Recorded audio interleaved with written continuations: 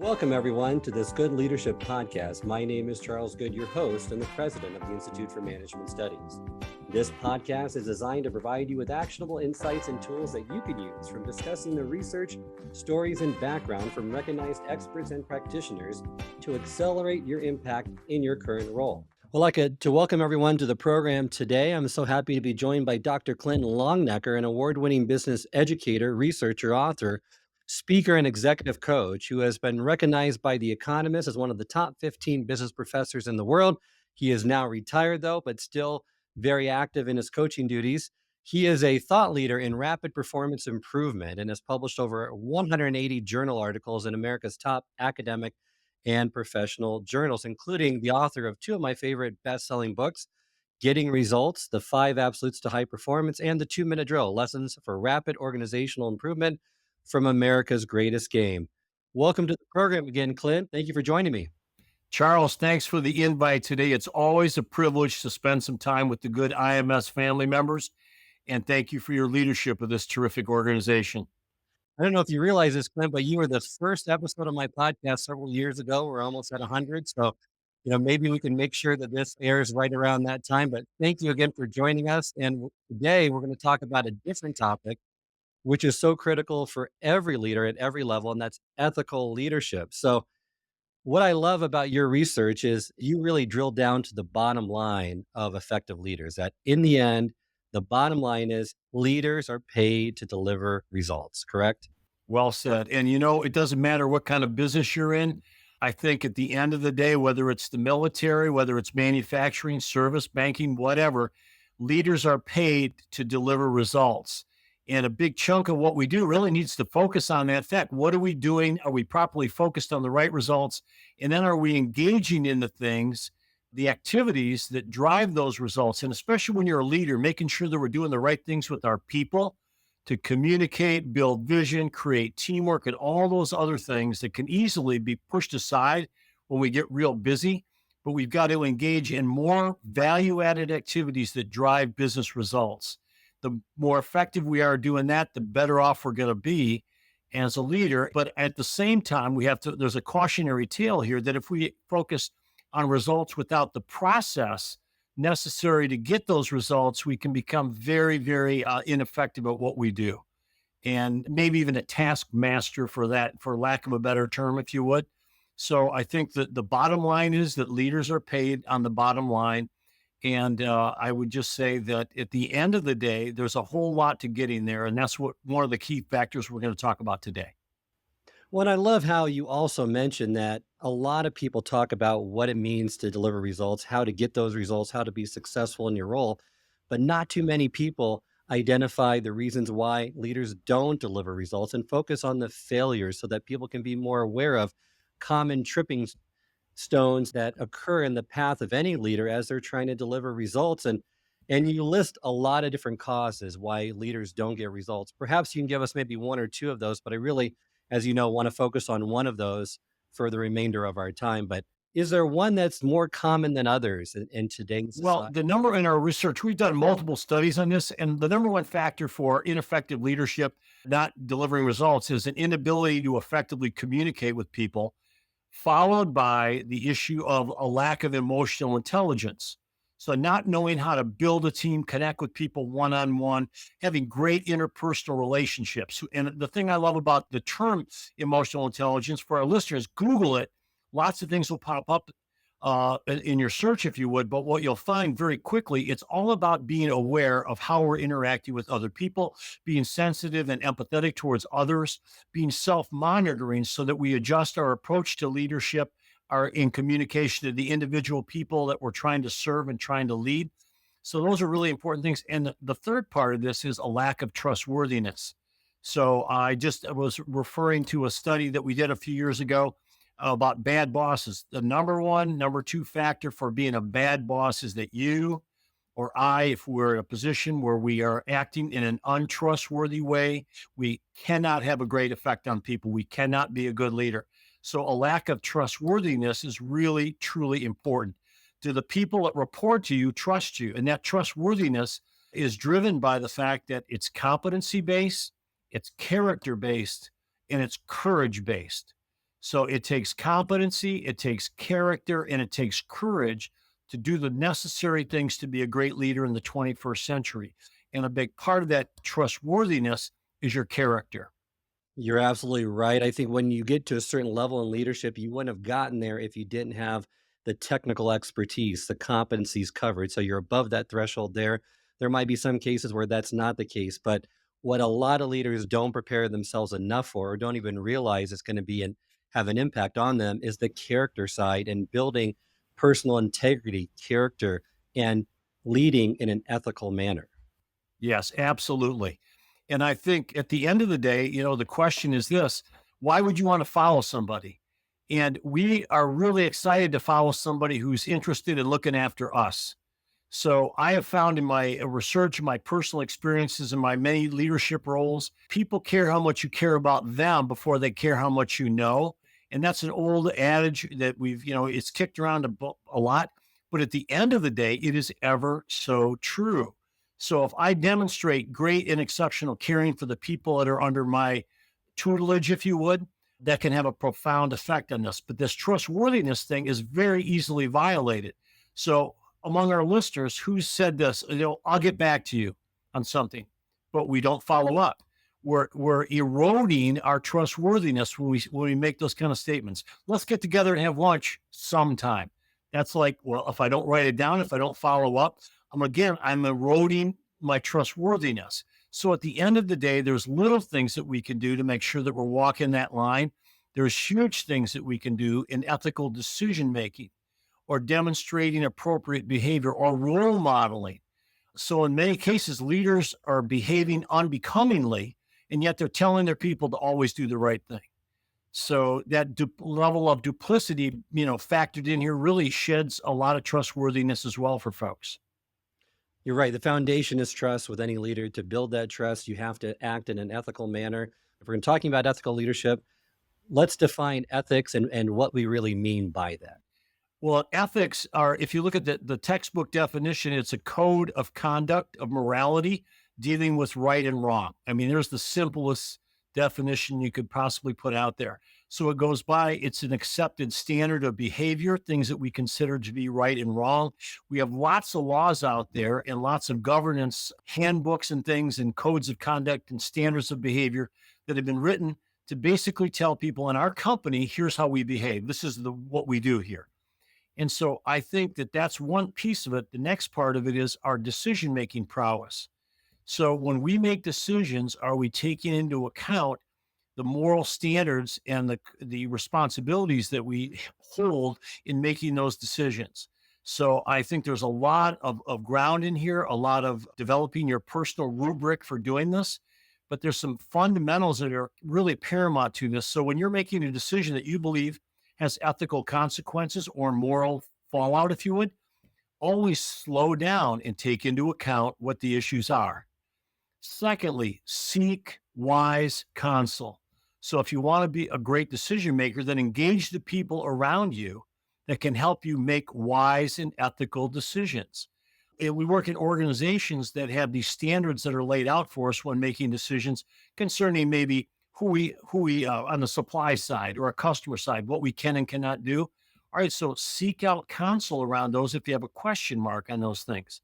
In many cases, ethical decisions that we consider to be like something we're torn about, the decision's already been made for us. Go to your company's handbook, go to your union contract, look up the things that maybe are the background material or the context, and there's a very good chance the ethical decision making that you're struggling with, the decision may have already been made by your company because people had seen it enough. They've just programmed it into their handbook, if you would. But ultimately, and this is where it gets very interesting for lots of us, is that I believe that every position out there has with it temptations. So if ethics are the moral standard, the temptations are anything that would pull us away or draw us away from that ethical standard. And I'll make this statement again. Every position has temptations associated with it. And what we know to be true as we rise higher in an organization and you become more successful with your career, certain things can happen that can make us more vulnerable to falling prey to temptations that are out there. The higher you rise in an organization, the less direct supervision you have. The higher you rise in any organization, the greater control you have over resources, over people, over agendas. The higher you rise in any organization, the less personal relationships you might have that will hold you accountable to always doing the right thing. The higher you rise, it's easier for people to become socially isolated or to be unsure of why people want to be their friend. So I've had to see multiple CEOs say, I always am careful when somebody approaches me because I'm never sure what their motive is. So they allow themselves not to get real close to other people in some cases. And that's bad for helping us keep our feet firmly planted on the ground. And the last point I would make would be this: the higher you rise in any organization and the more success you have, it's easy to allow hubris or egocentrism to creep into our lives and take us to places that we shouldn't go. And so those are some drivers, if you would, of things that can cause us to become less than good at what we do and fall prey to temptations out there. And they can also help us to go to dark places. Those are so good, those facts. You also list them in a summary list. So I'll just give our listeners that too, because these are every leader faces temptations. Fact two, the word temptation is generally ignored, veiled, or dismissed in leadership and ethics development training. So it's not talked about within organizations. Fact three, organizations are quick to tell their people what not to do, but they rarely give them the tools to conquer the temptations that come with the territory, right? Because every leader faces temptations. The other thing that you mentioned I thought was very insightful. The higher you rise in any organization, the greater your exposure to temptation and the greater the fall. And a leader's success, power, and position can actually set the table for ethical failure if they're not diligent about ways to prevent it. So that hubris that you mentioned is so critical because people feel that if they aren't going to have temptations or they can deal with them effectively, they're setting themselves up for a fall. They have to realize they're weak in certain areas. They have to plan for those areas. Like a saying that I always remembered, I'm not sure who said it to me. If you have a problem with drinking, don't go to a bar to eat pretzels, right? Stay away from those situations. But more importantly, have a plan of attack when you know that you're going to be confronted with certain temptations, especially those that you struggle with. Absolutely. We go through an exercise with senior leaders and boards of directors and senior military leaders and members of the intelligence community, and we have them identify the temptations that come along with the territory that they operate in. We call it temptation mapping. To identify what's mapping, to identify the lay of the land, what's out there. So when you go through the temptation mapping process, if you ask a person, hey, what temptations do you face? They'll go, me? I don't really face any. We say, well, all right, let me rephrase the question. If somebody were to take over your job and you were going to coach them to help prepare them for some of the temptations that might come with the territory of operating in your job, what would that list look like? And people do it. They lean in, they go, oh my goodness, there's this, there's that, there's this. So they become very animated. So what we do is we set up a process where we have a group of leaders identify with no names attached the temptations that come along with the position that they hold. We then collect them up, shuffle them up, randomly pass them out, and we have everybody read at least 10, 5 or 10, or at least half the group to make sure that everybody sees what everybody else is writing. Then we send them to the board with a flip chart and we ask them this question: hey, what are the top 10 temptations you've read about from the members of our group here? Let's put them on the board in order of frequency or order of impact, if you would. So people go through 15, 20-minute discussion, they list them up, and it is fascinating because depending on the company, depending on the organization, the overlap is significant between all these groups. And just to have the conversation, hey, there is temptation to manipulate data in all of our jobs. And let's admit it, people will talk to each other like that. They'll say, hey, there's sexual temptations associated with operating in our workspace. There's no question about it. Let's put that out there. There is temptations for cheating on our expense accounts. There's a temptation that can become very real. People have this conversation. And by doing this, Sir Charles, it's very cool because what happens is you're basically seeing people agreeing. There's a little bit of nervous laughter, but what you're doing is you're level setting. You're getting people to think through the ethical standards that we need to address. And these are very personal kinds of wrongdoings, if you would. Use of company personnel or company resources for personal gain, manipulating HR practices so I can get my team in place. I mean, there's all these different things, and people rarely, if ever, talk about it unless we set the table to do so. That's part A. Part B, then you ask the question, okay, now to keep people from getting caught up in these things, what advice might you offer each other by way of building guardrails? And we've all seen guardrails along the road. We've all seen guardrails when we go down steps. There'll be places where there's handrails that we want to hang on to. What is the purpose of a guardrail? The purpose is very straightforward. It's to keep people from going over the edge. And the guardrail is always put up on this side of trouble. So we want to run up against the guardrail before trouble hits. So the best way to do this is to identify the temptations that I might face and then build out a guardrail. And some of them are exceptionally pragmatic and practical. Example could be this: I never make serious decisions when I'm tired or in a bad mood. All right, that's a great guardrail. If you're involving a decision regarding money or personnel, don't do it if you know you're vulnerable to fatigue or having a bad attitude about something. That's a guardrail, a behavioral guardrail that you should bake in. I've had people say, I never handle petty cash alone. I always make sure somebody's with me when I do that. When I go to a company meeting, drinking might be prevalent, but I will never allow myself to have more than one glass of wine or one beer or whatever, or not at all. Because they know I have an executive MBA student lose his job because he went to the Christmas party and got sloshed and spoke poorly of the CEO of the company in front of a group of peers. And it's like, wait a minute here. Could this have been prevented? Yes, it could have been prevented had he had a guardrail in place. So at the end of the day, the purpose of a guardrail is to bake out things that you know are really important to keep you on the straight and narrow. Hey, take your organization's standard of behavior or code of conduct and personalize it. Bake it down into something that is directly applicable to the temptations you face. Develop a personal mantra. And we know a mantra is a single line, if you would, a word that will keep you out of trouble. Like one of my mantras last Friday night should have been, never shave in a hurry. So that's one of my mantras. And I violated my own mantra, shaving in a hurry. And I thought to myself, why don't I just try to cut my chin off completely? So that's it. I told people it was a dueling scar, but no, it's shaving too quickly. But the purpose of a mantra. So my mantra is, I will always do the right thing for my family, my employer, my faith. Those things in that order, not complicated. Always do the right thing. So we use that mantra accordingly. Always, always, always have an accountability partner. So who in your life is holding you accountable? By the way, the higher you rise, the less accountability a person has. So what are you going to do? Something else, Clint. I mean, the higher you rise in an organization, the harder it is to find that person that's going to hold you accountable that you can be transparent with.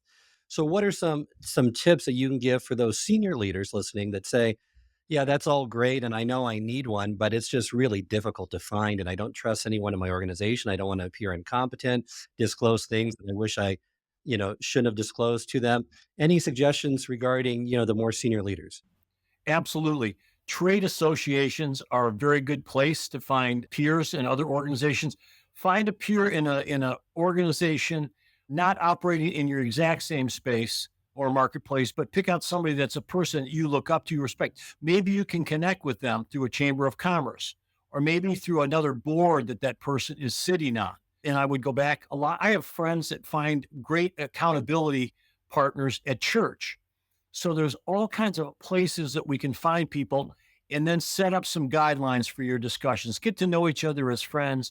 But I think it's some really important questions to ask. What do I need to keep doing? What do I need to start doing? What do I need to stop doing? And if somebody asks you those questions every couple of weeks and you're sitting down over a meal or a Zoom meeting and have those conversations and they're heartfelt, it can be a tremendous source of, I think, solace on the one hand, advice on the other hand, and accountability. Those are all really, really important things for all people in serious senior leadership positions, if you would. So, but the list of guardrails goes on. It could go on to lots of different things: personal code of conduct, accountability, taking time for self reflection, double loop thinking, if you would. So, if I do this, and the answer is I probably shouldn't do it. Well, I think it again, I probably shouldn't do it. Then you know your answer. But taking the time, people make bad decisions when they're in a hurry. Well, everyone's in a hurry these days, right, Clint? I mean, wouldn't you agree that personal reflection is a little to no time in anyone's day anymore? They're in execute only mode. There's so much to do. There's not enough time in the day to do it all. How do you set some time aside, or should you prioritize the time aside for that personal reflection and to build your self-awareness muscle? Yeah, I would just say this. We have a process that we have developed years ago called STOP, and it's an acronym. It stands for sit, think, optimize, and the P part of it is squared, so it's P squared, and that means purposeful performance. So if you've clarified your mission, you've clarified the activities you need to engage in that are really important. If you clarify the relationships that are going to drive those relationships and that those results, then you really have to get down to the single issue of time, the application of our time resource. And part of that has to be reflection. Thoreau said the unexamined life is not worth living. And there's real truth to that. Taking time to think. There's a terrific book out there entitled The Ruthless Elimination of Hurry, written by a young pastor by the name of Colmer is the last name. I think it's got great faith-based advice for us about the essence of slowing down. And in our research, this is really interesting. If you find somebody who is too busy, they do not engage in all the important things that take time. So think about it. Relationships take time. Solving big problems, it takes time. Building a customer base and a customer, it takes time. And yet, the faster we move through life, we don't take the time to do the things that are truly, truly important.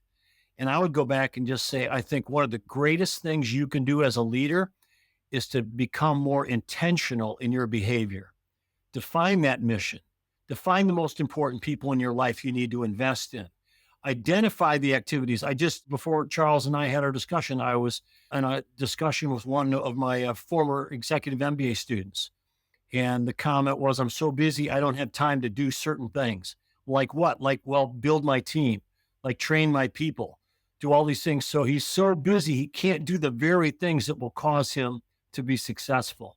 So I would dare say that that's a paradox, if you would. So really something for all of us to think about.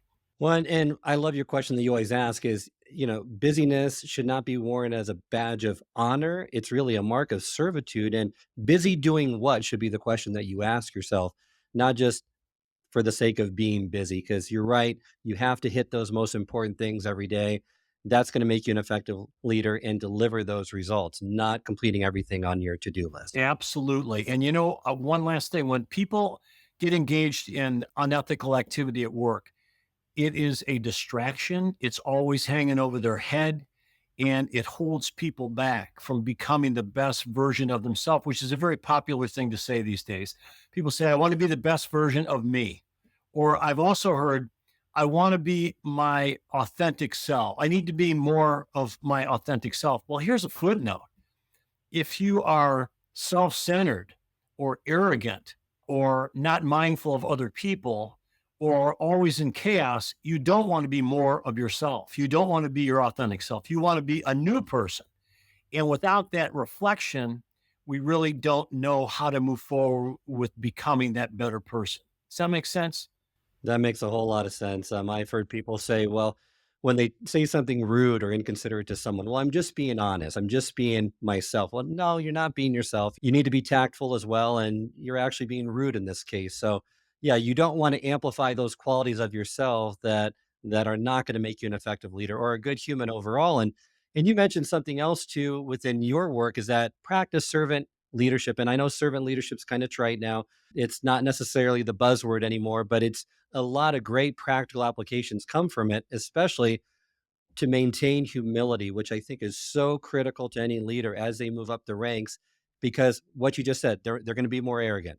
They're going to think they have all the answers. And as you move up through the ranks, someone told me once, which I thought was really insightful, is that as you move up, it's not about having all the answers. It's about asking the right questions and building people up around you. That's what leadership is. And maybe you can speak a little bit to how a leader can stay more humble and more grounded as they move up and encounter more success. Right. That's a great point. I want to add just to what you said too, though. I'm just being, people say, I'm just being honest. Well, you know what? Truth without love is brutality. It can quickly become brutality. So if we have love without truth, it's hypocrisy. So I think at the end of the day, this kind of goes back to if you're a person who really wants to be successful, all good leadership is servant leadership. All good you say, what about strategic leadership? Is serving the overarching needs of the company. And it's not about me as the leader, it's about the company. All good leadership is servant leadership. The best leader that any of us has ever worked for, she or he might not have been the brightest, they might not have been the most talented, but they cared about people and we worked with and through them to make them great because they cared about us. And I really believe that that is such a powerful thing. How do leaders stay humble? I'll tell you what, build your marriages, invest and have a great marriage. Great marriages can cause people to stay humble. Keep the channels of communication open with your spouses. That's an awesome thing. Cindy and I have been married for 35 years. I am very blessed to be married to a woman of this caliber. And I would like to think she might think the same, although days, maybe I'm not so sure about that. But I would go back. Great marriages are a powerful tool. I would add to that, go into your communities and invest time. And don't just sit on boards, which is a great thing, an important thing to do. Go down to the soup kitchen or work at a homeless shelter or go out and engage in some community service where you're doing physical labor and be reminded of how important it is to look after all workers. All jobs are important. There's a gazillion different things that we might be able to do, but at the end of the day, I think realizing that as a leader, the higher you rise, the more important it is for you to keep your heart and your mind in the right place. There is no substitute for awesome servant leadership in any organization. And again, if you are untrustworthy, it's hard to be a servant leader, isn't it? You're right. You're right. I would add to that is seeking out the input from experts and identifying the right role models that you look up to, right? That really can help you move through that process and keep you grounded in reality because there's certain people in your life that if you have the right individuals, they have a very effective way of keeping you grounded based on what they know and things that they can do to help you stay the course and be ethical in all that you do because no one should be an island.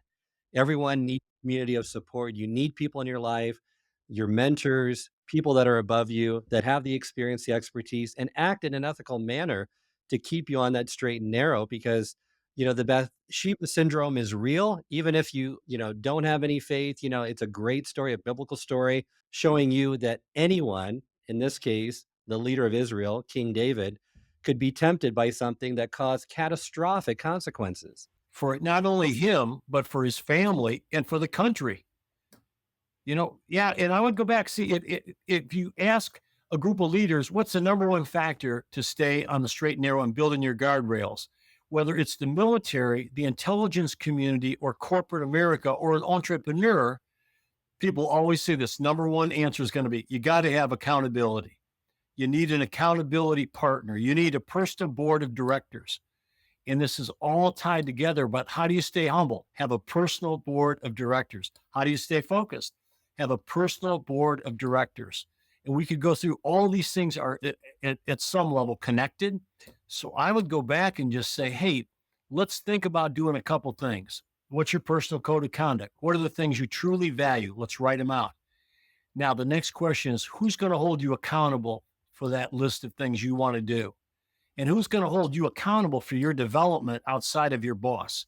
You need an accountability partner so that she or he can help me get better at what I do.